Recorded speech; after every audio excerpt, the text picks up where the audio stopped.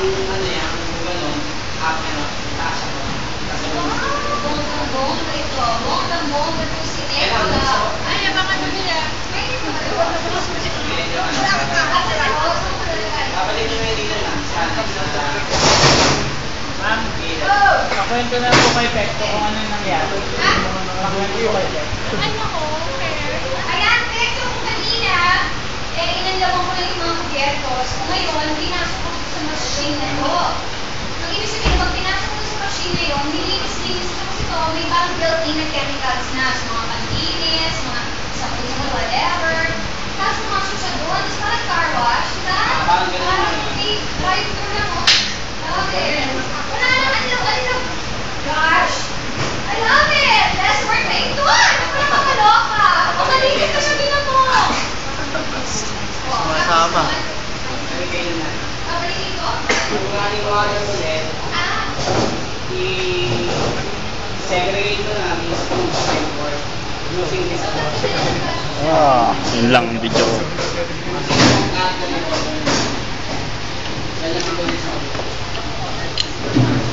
Aray ko. Tapos aalawan ko siya. Hindi na ko gaganin? Ganyan na? Maganda ka dyan, baby. Meron na. Alin. Ay, kinukuha ko ng tanong lang. Lahat naman sa trabaho namin doon, kailangan nila more on speed. Yes. Kasi kung hinihintay na yan ng second day, Wala nang kutsara. Ganyan lang ka? o ganyan lang. Hey! Speed is the best! We will out of way! Boy, 69, boy! Mabagal daw po kayo. Ay nako, bagal talaga ako. First time! Ay! Sorry, bakit naman ito?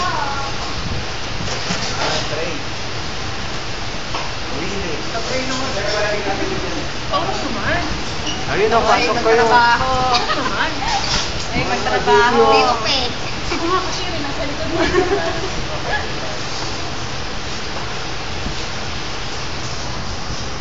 Pero ano nilalagay dito sa kabila?